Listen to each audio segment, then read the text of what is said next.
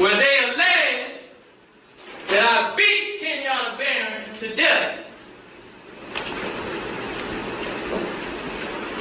He talked about Mr. Khalil Brown, my neighbor.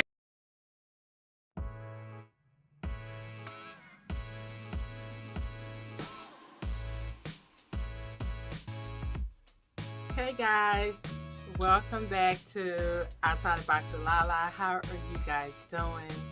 So yes, we are back, and like I told you guys before, my channel, I am going to talk about mental health, because mental health is a major issue in our world today.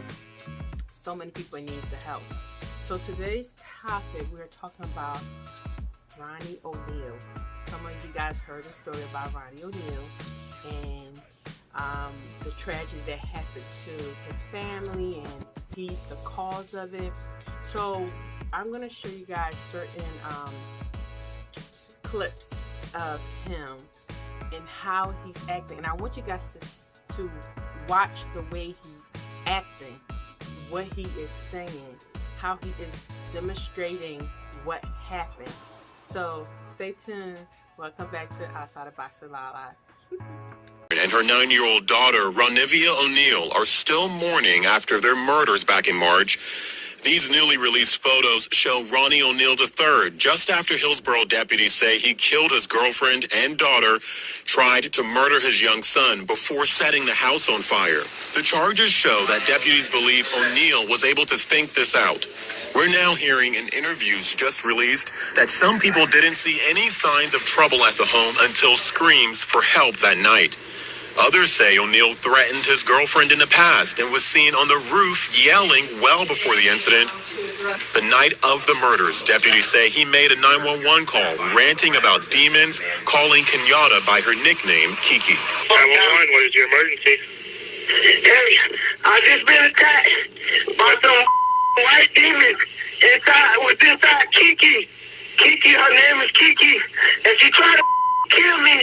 And Kenyatta called 911 begging for her life, while deputies say Oneal yelled Allah Akbar in the background.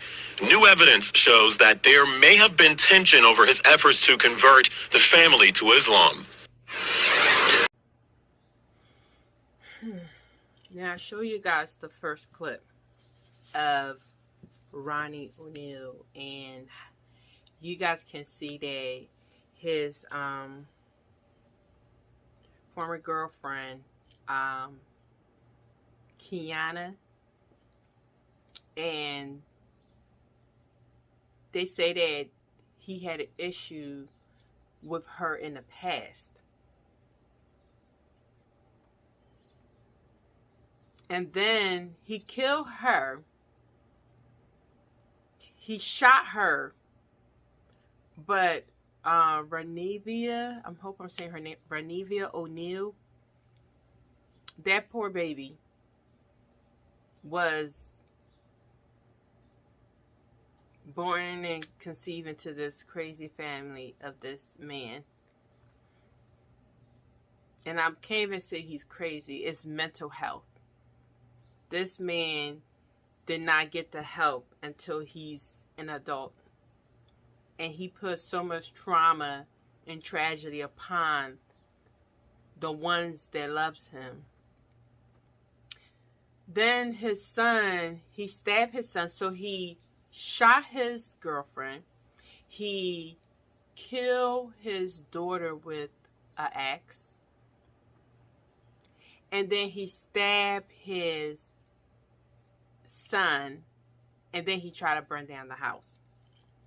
And I know a lot of people might be like, oh no, he's crazy, this and that. This is a sign of mental health. This is a sign of mental health that this man did not receive. And now he's an adult. And if you can hear him talking, you know, you will hear what he said. He said, it is white demon inside of Kenyatta. And they're trying to kill him. Did you guys catch that? It just brings me to tears, the story. And I know It's tragedy, and this is why I'm talking about mental health. This is why I want to bring awareness to mental health, because so many people like Ronnie Oneal walking around, you know, and not getting the proper help until tragedy like this happened. The 911 call was really like horrific, because it's like, and then they say that he plotted out. Do you know how many times these demons were talking to him and telling him that your loved ones are your enemies and they're trying to kill you? It's not even about him trying to convert them. This man was definitely possessed by a demon. This man was definitely mentally something is wrong, and he didn't get the proper diagnosis or the proper help. And this is the cause of not getting the help. Let's continue. Horrible moment. It sounded like, just like, that's why I thought it was like a crash, but I guess it was like a shot from his gun. At 11:43 last night, deputies say a 911 call came from Kenyatta Barron saying she had been shot. Ronnie Oneal could be heard in the background. Right after the shot, I heard yelling and screaming. He was apparently screaming Allah Akbar, and that he had been attacked by white demons. He said, "She tried to kill me, and I just killed her." Deputies also say he killed their 11-year-old daughter and stabbed their 9-year-old son. Right now, it's just a blow to the whole family. It really is. We don't understand it. Oneal describes himself on Facebook as a member of the Nation of Islam. His neighbor says he had no idea about his personal life, but did say he had witnessed tense moments between Oneal and Barron. It was like raining outside, and he was yelling at his wife on the shed they had on the back. He was like up on top of the shelf yelling at his wife, and he was like going crazy. Following the shooting, deputies say Oneal tried to burn down the house. Deputies needed stun guns to take him into custody. He's shown here in jail, where if deputies have their way, he will remain for a very long time. She loved her children. She did everything she could. She took good care of those kids. She was the best mom. She was lovable. Just a sweethearted person. It's crazy that the neighbors, they didn't really notice something until the time of the incident. Some of them said that they heard like they were arguing or something like that. But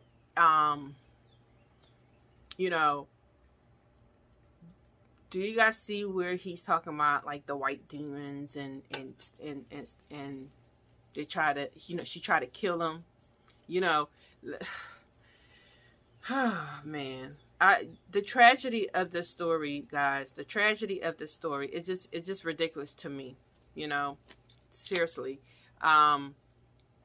He didn't get the proper help, and it's the cause of this. And it's not even about him being trying to convert them, because that's just, yes, demons come in all kind. I don't care what religion you are or whatever, they will come in all kind. They will come into your life in all different ways. So it's not even him trying to convert them. It's because the demon was trying to explain to him that, this person is trying to kill you. And because they're not like you, which we hear all the time, we're all different. We're all different. We shouldn't be one alike. But sometimes the enemy will come to you and say, because this person don't look like your skin tone, or your had the same religious background as you, or had the same culture background as you, they're your enemy. I want you guys to peep that.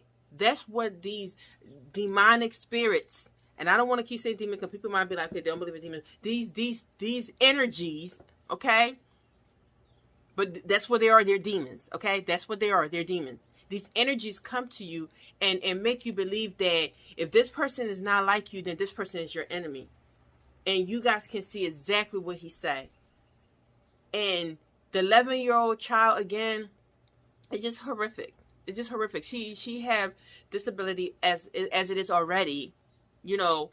She's already dealing with just trying to survive, in this norm world. And then her father took her out. Let's continue. Are you ready to proceed? Yes, sir. I just saw my dad holding a shotgun and my mom, and mom screaming at him. And your father had a shotgun. What happened next? What did he do? my mom ran in my sister's room. My mom ran in my sister's room and terrified into the closet. And then my dad said, come in here and come kill this, the B-word. Did you hear any shots from the shotgun before that? Yes. How many times? One. Was there a time when your mother was able to get out of the closet? She was like stumbling outside, and then I just saw my dad chase her. What do you remember happening next? My dad told me to walk around and say like some words. And do you remember what words your father told you to say? Allah Akbar. Allahu Akbar? Yes. Did he do something to your sister? Yes, he hit her with an axe. And then he went in the garage, I followed him. He put me on the ground, and then he had his foot on top. I was laying in my stomach, he had his foot on top of me, and he was holding me down, and he was lighting a match. Mr. Oneal, any questions? How you doing, Ronnie? Good. It's good to see you, man. Good to see you too. Did you see me shoot your mom? No. Did I hurt you that night of this incident? Yes. I did. And how did I hurt you? You stabbed me.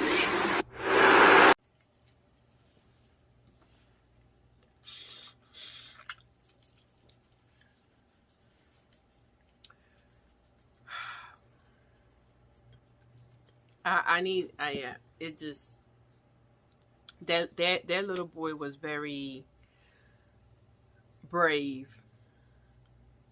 because to remember, and I'm pretty sure he probably had nightmares after nightmares after nightmares, remembering the tragedy that his father had caused on his family.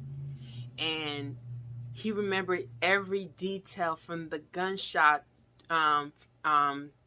that was put on the mother, to the axe that his sister had faced it, and from the stab,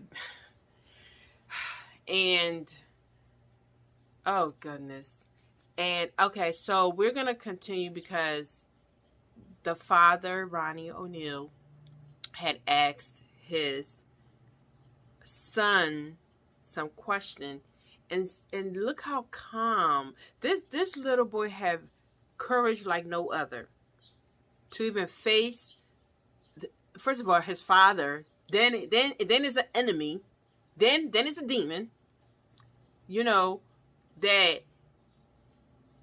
that's gonna ask him these questions. And look how calm and collected he is. And I know that there's nothing but God is covering this little boy, because he's gonna have problems when he gets older because of this. But let's continue so you guys can see how he asks his sons questions and cross-examining his son about the incident that happened that particular day. Mr. Oneal, you need to speak audibly so that the jury can hear what you're saying. Yes, well, I haven't begun yet. I was talking to my father.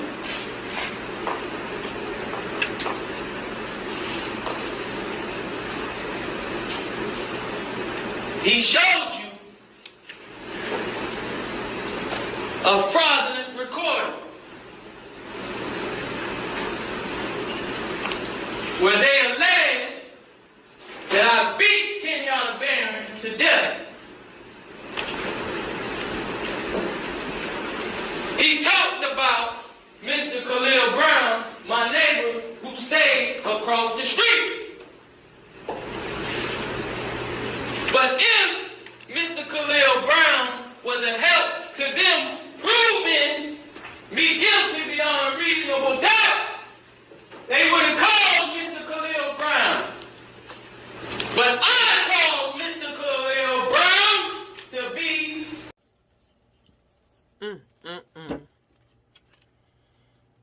Y'all see how he's talking? You guys see how he's talking? The aggression in his voice. And I don't want to say aggression, maybe the passion in his voice. But the aggression in his voice and the way he's talking in court. And I guess he's his own lawyer because they allow him to be. And you can see the mental health in this man.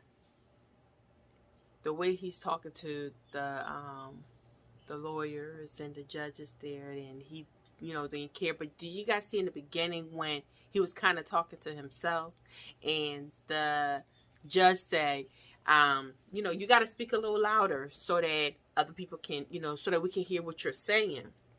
And I think he said, I'm talking to my father or something like that. And I'm going to play it again. He said, I'm talking to my father or something like that. And then the way he examined, the way he was explaining everything, it was such a tragedy. But let's continue and see what he said. Mr. Khalil Brown to be a witness for me.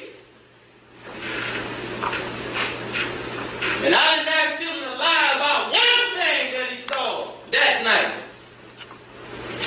I asked him to tell the jury exactly what he saw that night.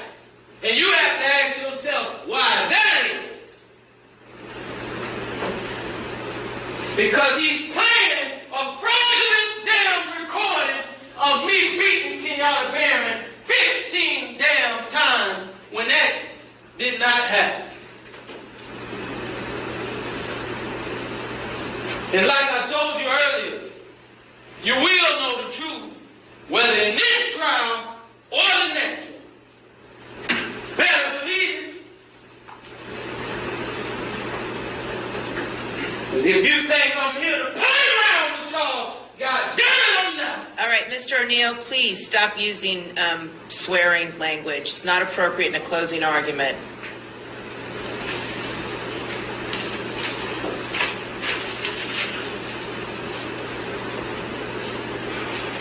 Now, he played a recording that was sped up. Why didn't you play the regular recording that people can understand what the caller was saying? Objection to the defendant asking me questions, Your Honor. I'm going to sustain I'm talking to people. Mr. Oneal, listen. Please just keep in mind this is not personal towards the prosecutors. Please keep your comments directed towards the evidence and the law. Thank you. All these objections now. I know for a fact Kenyatta Barron's recording from her phone did not record calls sped up like that. I'm going to object now. He's talking about facts, not in evidence of what he knows. Again, ladies and gentlemen of the jury, as you were instructed, the closing arguments are just that. They're not the evidence or the instruction on the law. It's just what the parties believe the evidence shows or does not show. All right? Thank you.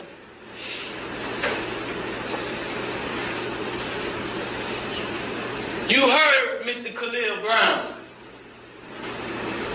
You've been hearing me for 2 weeks now, telling you that they committed criminal acts against me with the 911 calls and that fraudulent video that they just showed y'all. Now, I'm going to prove it to you. You heard Khalil Brown. He said that he was actually sure that I only hit Kenyatta Barron 3 times. You heard. I called him to tell you that. I ain't running from nothing. They didn't call Khalil Brown to tell you that. I did. You have to ask yourself why that is. Because I want you to know the actual facts.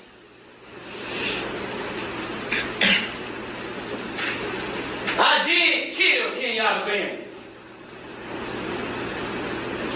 But I want you to tell it like it is if you're going to tell it. there, the judge had to let him know that you cannot swear in court while, you know, explaining yourself. And then he pointed directly at the lawyer, which you shouldn't do. Yeah, that's part of court laws, like certain things, certain laws and regulation, you know, you could tell he's a rookie and he is actually defending himself, so he doesn't know it fully. But did you guys hear what he said?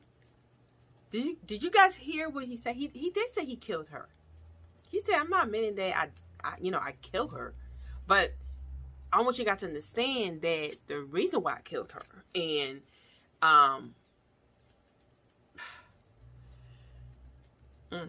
you know, let me tell you something.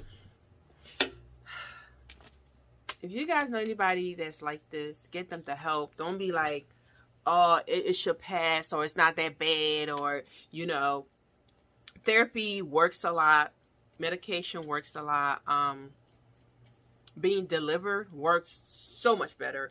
But the way he was screaming, yelling, multiple times, they had to tell him to redirect him, and it's just crazy. But let's continue, because it's something I want to show you guys. Sorry for something I didn't do, and I am not sorry for the things I did do. Mr. Oneal, listen, stop. Listen to me. You're not going to raise your voice again. I'm not going to raise my voice again. I'm not. I will have you removed from this courtroom. I can sentence you without you being present. Yes, ma'am. You don't conduct yourself. I understand, Your Honor. Thank you. I want to stop right there. Did you guys hear him? He said, I am not sorry for the thing that I didn't do. And I'm not sorry for the things that I did do. Then he was loud about it. The judge had to calm him down and said, you know, I can get you out of here. You don't have to have a last word of saying what you have to say, because, see, the judge would give him time so that he can be, you know, have sincerity for the family, and able to, you know, ask for forgiveness or apologize. But let's, I'm going to rewind it again, because it's crazy. Like, the mental health of this man is just beyond me. But I'm going to rewind it again so we can hear exactly what he said. Sorry for something I didn't do, and I am not sorry for the things I did do. Mr. Oneal, listen, stop. Listen to me. You're not going to raise your voice again. I'm not going to raise my voice again. I'm not. I will have you removed from this courtroom. I can sentence you without you being present. Yes, ma'am. You don't conduct I yourself. understand, Your Honor. Thank you.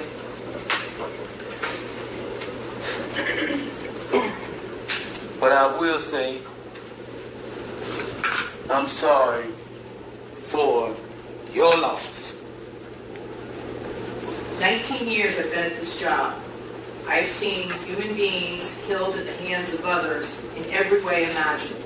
You name it, I've seen it. Shootings, stabbings, drownings, suffocatings, blown apart by cars in DUI manslaughter cases. Horrible things. This is the worst case I have ever seen as far as the facts go.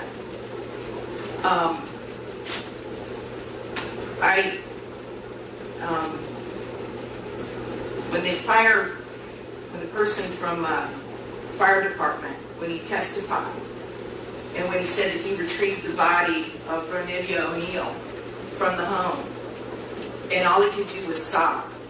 It took every ounce I had not to start sobbing too. Because there is no way any person with any feeling could have witnessed or seen the photos of what occurred that night and not be haunted for the rest of your life. I know I will be. For the rest of my life, I'll be haunted by what I saw as far as the evidence and just the abject cruelty of it all. The abject cruelty. And I was aware, because I reviewed a lot of the discovery ahead of time, as you well know, did a lot of in-camera inspection of a lot of documents. And I was aware there was some evidence, at least, that when you needed to recover from your gunshot wound, that neither your parents nor your Aisha, Miss Robinson, would let you come recover at their home. I don't know if it's true or not. I'm not going to get into a dispute. I'm just mentioning there was some evidence referencing that in the records. And all I can think about, because I knew that Miss Barron was not with you romantically at the time, and I knew that she just out of the goodness of her heart let you come stay with her. And it is beyond tragic that that critical decision ended in so much horror for her and for her children. Now, the judge was in tears. Like, just hearing the story would bring you to tears. Because how could somebody put so much pain on your loved ones? Any human being, to be honest with you, I will want revenge. I would want to chop this man in 3-4 different pieces and serve him to the sharks. That's me in my flesh. But we know that it is a mental case, and he wasn't in his right mind, but he allowed the energy or the spirit, or whatever you guys want to call it, the demon, to take over his body. Even with the way he was talking, he don't care. He don't care what he did, because he had no remorse. These demons have no remorse. They will kill their own. As you guys can see, he killed his child, try to kill his other child. Thank God that he made it, and kill his significant other, the one that loved him. And I know that she probably took him because she was like, that's my baby father, and I love him, and da, da, da, da. And look at the tragedy that happened. Kenyatta, Kiki, my heart goes out to the family. I'm actually going to put some of what the family has said on it. But I just want you guys to see how this man is definitely sick, and he needs the help, and he didn't get the help. And I do feel some type of remorse for him, because he is still sick. And you can lock him up, dope him up with drugs, but that's not going to help. He needs deliverance. Us Christians, we say deliverance because we know that something is possessing that person. In our word, it says that don't hate the person. Hate the spirit behind the person. Hate that demon behind that person, because that person is not acting on its own, but the person allowed the demon to do what they did. And that's real. Mental health is a major case, and I'm going to have more cases like this out, and I'm going to talk about these cases because this is what's going on in our world right now. This is what we're dealing with. This is what mental health is. This is why we say people need the help and seek the help. People don't get the help. This is the result. The result of what's happening. Either they take their lives or they take somebody else's lives. I want to have more cases like this, and we are going to talk about it, and we're going to address the issue and start breaking down these cases, because people just be like, oh yeah, no, that person crazy, oh, that person's just on drugs. Really? Okay. In the conclusion, I just want to read Matthew chapter 12, verse 43. This chapter kind of explains to you guys why I'm talking about the demon possessing the body and how mental health and spirituality go hands to hand. So it says, when an evil spirit leaves a person, it goes into the desert seeking rest, but finding none. Then it said, I will return to the person I came from. So he returned and found that the former home empty, swept, and in order, meaning that they got deliverance. Okay. Then the spirit finds 7 other spirits more evil than itself, and they all enter the person and lives there. And so that person is worse off than before. That will be the experience of an evil generation. This generation is so angry. This generation is so toxic.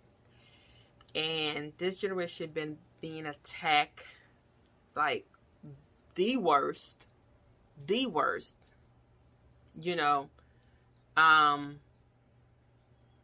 by these evil spirits, as it said in the word. This man was definitely been attacked for a long time, to a point that he submitted to that evil spirit that took over his body.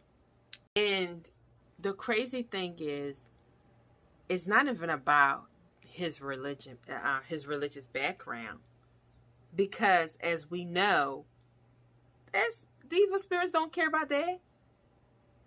Mental health don't care about what color you are, what religious background you are, if you're rich or poor. It looks for the weak. It looks for the one that that is weak and vulnerable and in pain and suffering. You know, it looks for those type of body. You got to be guarded at all time. You got to be guarded at all time. If you're not guarded, it's like a house. If you don't have insurance for your house and you don't have protection in your house, burglar can come in, national disasters can happen, and you cannot repair that house. That's the same thing that's going on. This man, Ronnie Oneal, been dealing with this mental health for a long time. These evil spirits been living inside of him for a long time, and he did not get the proper help. And I know people be like, why? How would, you know, spirituality and mental health go hand in hand? It do. It do. And if you don't get the proper help, it's going to end up taking your life, or you're going to end up taking somebody else's life. I want you guys to think about that. Hey guys, so we're at the end, and I just want to say thank you again for following me. Thank you. Hey guys, my subscribe. I don't know who been telling people about me, but thank you. Thank you. No, I had so many people who have been subscribing. I had so many people who've been liking my video, and I'm going to continuously keep putting it up. Mental health is what I'm going to be talking about on this channel. So please stay tuned. I'm going to try to make sure that the next video is not as, I don't, push it back too far. I make sure that I'll bring it to you guys at least every 2 weeks of it. And hey guys, I am drinking, this is bay leaves cinnamon tea. I've been talking about this on my TikTok. I've been talking about this on my Instagram. This tea been causing me to lose so much weight. I want to put it out there, and if you guys want to know more information, please, you guys see my IG on the down low, and please inbox me and I'll tell you guys more. And I'll also put my TikTok on there as well, so please follow me, because a lot of people are really interested in this bay leaf tea, and I found it on TikTok, and I've been losing my weight, y'all. And it's really, really good. Health benefits in all. Love you guys. Thank you for watching Outside the Box with Lala. Please continue praying for the Oneal family. And just continue praying for them, because they're going to need it. And mental health is a real thing.